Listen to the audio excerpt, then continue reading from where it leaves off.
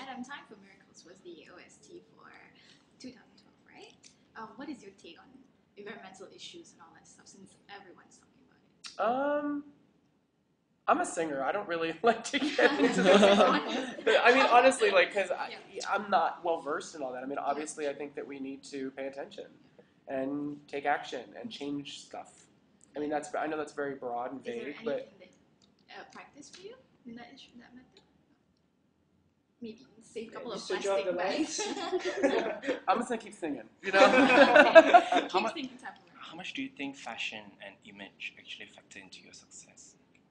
Yeah, I think it helped identify me, you know, and gave me like a thing.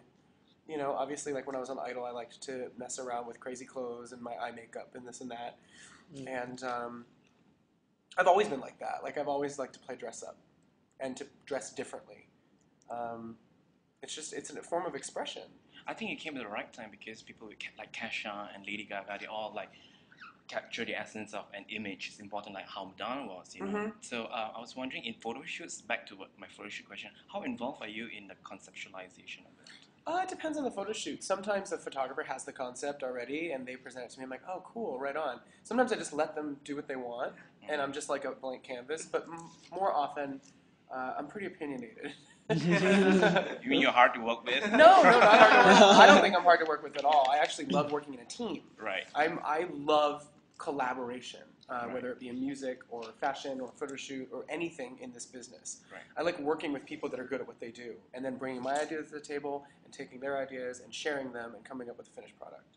So, you know, sometimes like if a stylist comes in, for example, and they have a rack of clothes that they've picked, they've done their part of the job.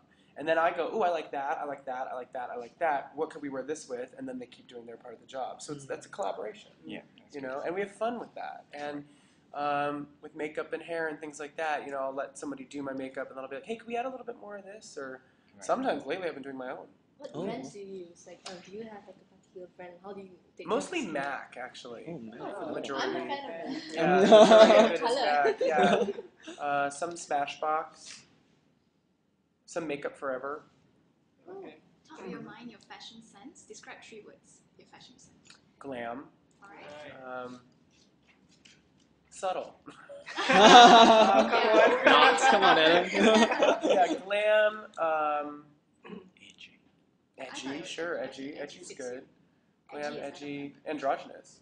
Mm. I mean, I dress like a boy. Obviously, like I'm a boy, and I'm proud to be a man. But like, I like playing with mixing feminine and masculine. It's like teasing the public. Yeah, Yeah, and kind of somehow being in the middle with certain things. You know, obviously, this isn't your typical masculine. Makeup is not typically considered masculine. But the funny thing about that is if you look at like past cultures and in history, it's not always been the case.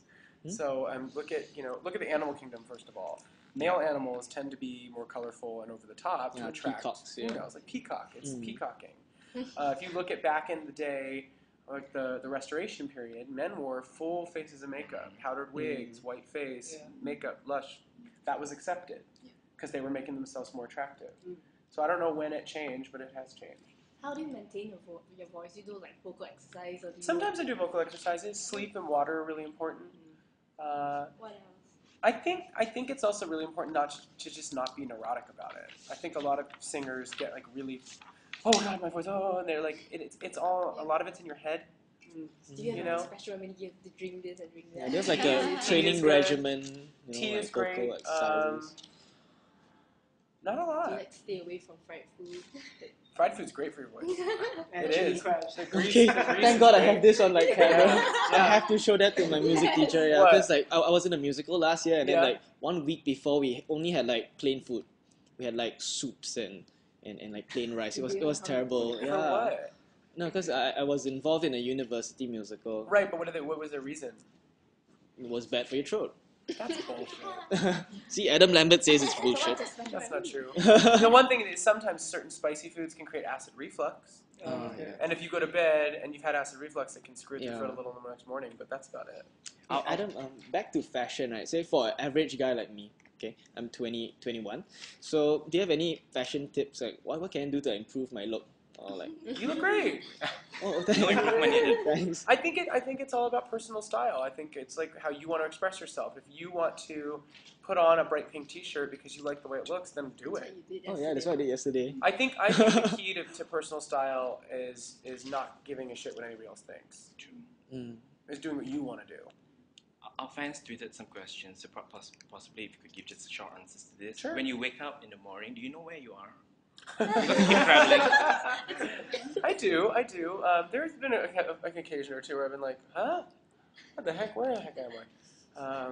But yeah, I do, and I really like traveling. Actually, this is one of the highlights so far of this journey is that I get to meet new people and see new places, and I was kind of needing an escape from the U.S. for a little while. I'm like, oh, this is very refreshing to get away from the States for a minute, you know? Is Comfort it food. stressful, like the traveling and all? Like, It can be. does your manager make it stressful for you? No, my manager's great. She's so great. It's, to me, it's, it can be tiring. It can take it out of you physically. It's draining. Mhm. Flying, late night, hours are weird. Sometimes you don't get enough sleep. But, again, it's all worth it. Comfort food. My comfort food, I love ice cream. It makes me so happy. What brand? Any kind. What flavor? Every flavor.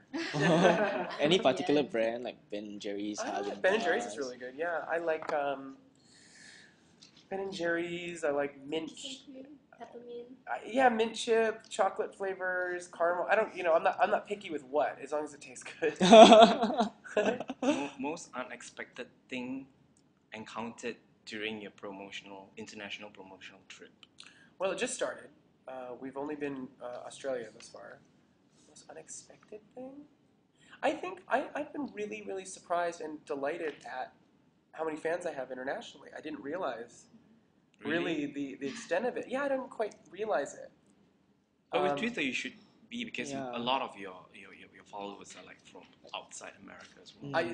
First of all, it's difficult to actually see who's from where on Twitter. It doesn't really say Yeah. that. You don't know. scream like, please come here to this country, please come here to this country. I've seen it. Yeah, I've seen it here and there, but I don't know what the numbers are. You know what I Right. mean? It's like one tweet. I don't know how many people that represents. Yeah. And Right.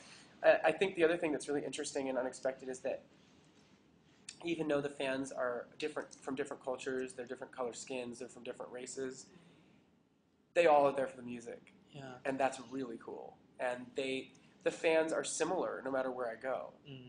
They get excited the same way. They're wearing the same type of clothing. And I think that's really beautiful, the unity that music can create. Yeah. You put on like really excellent. I mean, when people think of Adam Lambert, people think of excellent showmanship. Where do you draw your inspiration from? Well, I think my background in the theater has a big influence on that. I mean, I've done musicals for years. So for me, it's always been about entertaining the audience. Entertaining the audience. It's all about that for the audience. So what do you do to get inspiration when you write your songs? What do I do to get inspiration for writing? I don't know. It's a lot of them are inspired just by life. Yeah, just life So in you write general. about your daily happenings, what you see. Just experiences and certain, like Broken Open, for example, is about intimacy and vulnerability. Strut's about feeling fierce and being fabulous, and strut your stuff. And there's a message in a lot of my music. I like to kind of say something with it. In Strut, it's like, be fabulous, and then you're going to find your fulfillment if you just really own who you are. Aftermath is a song about taking the leap and being open and honest about who you are.